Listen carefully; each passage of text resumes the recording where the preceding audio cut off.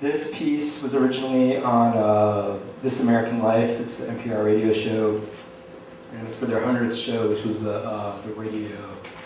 It was like I think the show was called The Magic of Radio or something. So this is about radio, and it also features my art assistant Sinquay.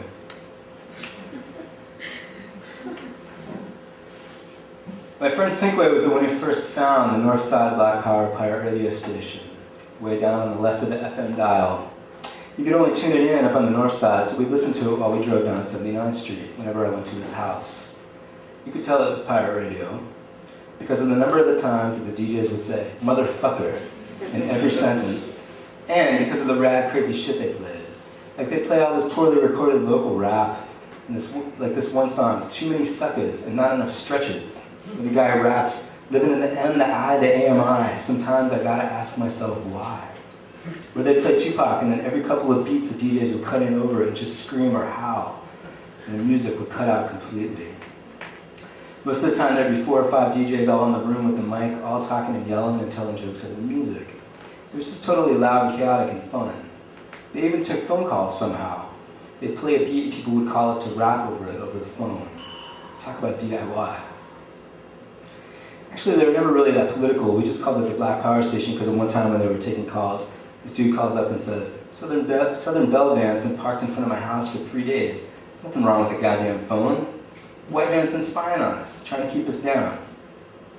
Like I said, it was a great station. And besides being really great radio, the station, as we called it, was exciting. Who were these guys? Where did they broadcast from? How did everyone know their number to call when they never gave it out over the air? When the DJs talked, I'd listen to see if there was even some discernible code that they used, but I couldn't catch one. I never found out anything about it. Eventually, I moved away from Miami for a while. But after all my plans fell apart one by one last year, I found myself back in Miami, trying to sort it all out. I ended up living up on the north side, off of 79th Street. Good old 79th Street, home to the Welcome to Miami Water Tower and the INS building. 6 lanes of road from beach to swamp, full of rusty old American cars blasting bass, the urban trailer park, the indoor flea market, the 99-cent quart of malt liquor. I always thought of 79th Street, and not the beaches or hotels, as the true heart of Miami. You could look at everything and think, this was all once somebody's idea of a good idea. It was good to come home to. There was always room for one more bad idea on 79th Street. Bad credit, no problem. Right away I started trying to tune in the station, but I couldn't seem to find it anymore. I didn't know if my radio had bad reception or if they'd just gone off the air. I wasn't even sure of the exact frequency. I actually became sort of obsessed with finding out what happened to him, but there was no way to really find out. Meanwhile, I kept busy taking long bike rides to explore the north side, which was an almost touching daily tour of the very architecture of defeat. I would check out sad old Bobby Maduro Stadium, which is named for a Cuban baseball star who never made the majors in America. Originally, it was built in the 50s by a Cuban financier to lure Major League Baseball to Miami. But even then, they built it too small. The financier lost all his money backing Castro, and then later backing anti-Castro revolutionaries. By the 80s, the stadium was a shelter and processing center for Nicaraguan refugees. Now it's a host to a weekend flea market in its parking lot. A little east and north was the so-called Miami Design District, with its this has actually come up in recent years. But at the time of this writing, it was with its empty, embarrassed streets and 1980s pastel murals. The idea, as old-timers tell it, was to bring artists and clothing designers together in a thriving, nearly historic Central City area. It didn't work. Today, you'd be lucky to bring together one lost tourist and one aggressive panhandler. If the Miami Design District was a book, it would cost 25 cents at the thrift store and be on a shelf next to the great stock market crash of 1988, and eat to win. Ah, plans, plans, plans. Doom, doom, doom. I wasn't sure how it was going to work out, but my current plan was to pay my very cheap rent by committing various manageable crimes, like stealing CDs and selling them. So far, so good. I noticed and even enjoyed the absurdity of crime as a rent-paying job. I Like most people commute daily from the suburbs to the city all dressed up for work, I would get cleaned up a little and head out the other way to the suburbs, to lurk around the burbs hitting various soft stores. To supplement my income as a career criminal, though, when times got rough, I would sometimes pick up a little cash writing record videos for the Free Weekly. It just isn't easy being a young starving criminal. But just when I realized I'd pretty much fallen in love with the North Side for its own sake, and had given up the search for the station, I found what could have been a strange clue. I was riding around this nameless area that I had started calling the DCC. Most cities I figured had the Central Business District, or the CBD, right? But in Miami, it just had the devastated city center, the DCC. It was all unused warehouses and huge fenced-off lots of weeds and rubble and boarded-up projects and tracks with no trains. There was even a little graffiti, and it always made me think, if you tag in the middle of the forest and there's no one there to see it. But this time I was there, at the end of a dead-end street, where someone had spray-painted tape radio 61.5 WEED. 61.5 would seem to be a radio frequency. WEED would seem to be a station's call letters. Was this some kind of ad? How could it be a station, though, if the FM band doesn't even go down that low? Even if there could be a station at 61.5, almost no one would have a radio that could tune it in. 61.5 would almost certainly be dead air, static. I tried it as a phone number, 615 WEED, not in service. I figured since there's really never any people down in the DCC, if 69.5 was somehow a station, they were probably broadcasting from a warehouse on that street, and that the broadcasters themselves had probably printed it. But later that same day, I found the exact same spray-painted message in the same writing in black paint, 30 blocks north of Little Haiti. I never did find out what it meant, but that night it was hot as hell outside, and I was just laying around feeling sweaty and miserable in my house. When I checked the radio, and for the first time in weeks, I could not believe it, the station was back on the air. DJ Funky One was on, playing music and taking calls. He played a little instrumental beat part and then suddenly cut in and completely over the music and put a caller on the air and yell, "What's up? I want to say 2 times for Little Haiti," a girl caller would say.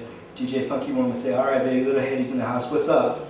Next caller wanted to say 1 time for the Larchmont Click. "All right, what's up? 1 time for Arena Towers, 1 time for the 6-8, 1 time for Edison, 2 times for the 7-4 boys, and a shout out to Shadow Man." It went on all night. Music and calls outside my window, the station signal flying strong, over the dark rows of streets and avenues, past the open windows and open apartment doors and front porches. The whole sad city out there sweating in the night.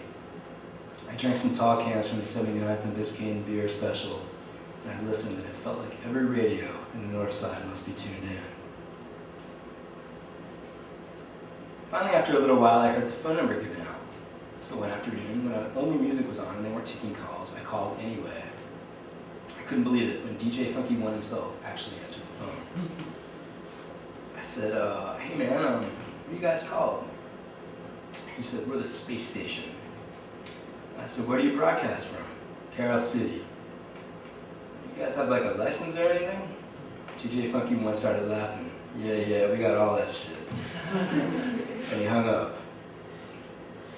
Carroll City was at the very north end of the county. It had originally been a white suburban subdivision, but eventually, along with the Opelika, was where city planners tried to get the rising black population of the 60s to move to, when the city needed new slumland as far away from downtown as possible. These days, it's a seedy, menacing residential sprawl of little homes and gang graffiti, known widely as a place for kids from white suburban subdivisions to go to buy drugs. I rode up to Carroll City and I found no more graffiti clues to the station's whereabouts. Later, with a car radio, I found that you couldn't even get the station that well north of 125th Street, which is about 60 blocks south of Carroll City. So I think DJ Funky One was probably lying to me. So I started keeping my eyes open for any new clues on my ride home from the more wealthy southern parts of town where I was working. It was a long ride home, but always interesting. When you left downtown for the north side, it was like crossing over to the flip side of the postcard. You rode out of the pink and blue neon glare of air-conditioned malls and chain stores and gated condos.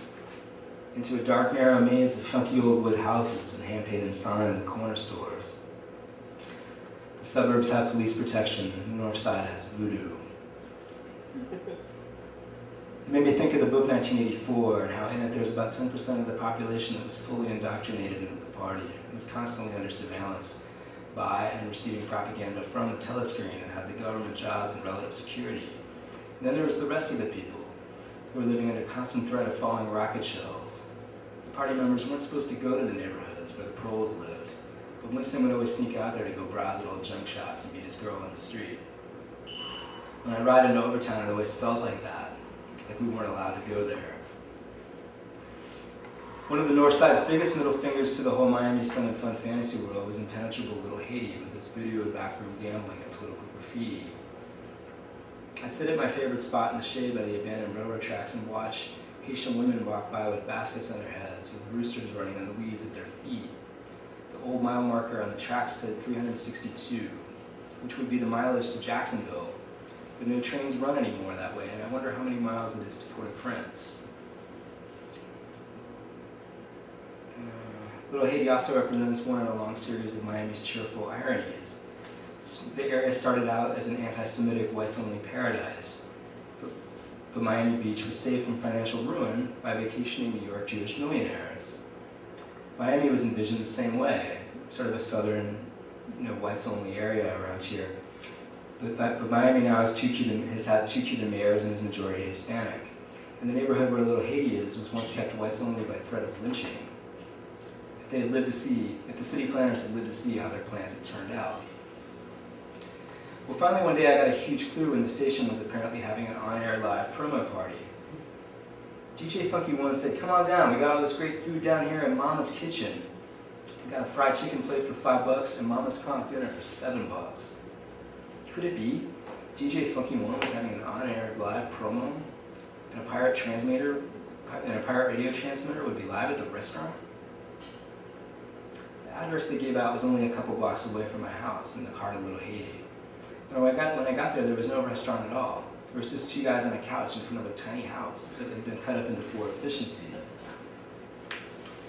I said, "Hey man, are you guys at the radio station?" They looked at me like I was crazy and nodded. I said, "This is Mama's Kitchen? I can smell chicken." They said it was. I said, "Well, where's DJ Funky One?" They broke up laughing. One guy said, "Everyone wants to know that." So, Mama's Kitchen was really just some guy's mom's kitchen.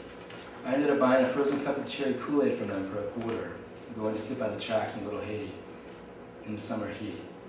I laughed. Now that I'd met 2 people from the station, the whole thing was even more mysterious. Well, I guess I don't mind not knowing, and now I'll probably never find out, because it was time to move away from the north side. My plan hadn't failed, it had worked out too well. The store I was stealing all my CDs from was going out of business. But I had one last Saturday night with the station. One last night at the station sending out the Miami-style bass to be packaged and delivered to the suburbs via 79th Street in a great rusting 1971 Oldsmobile. One last ride through the ruins and failing streets and bad ideas that talk to you late at night, like radio.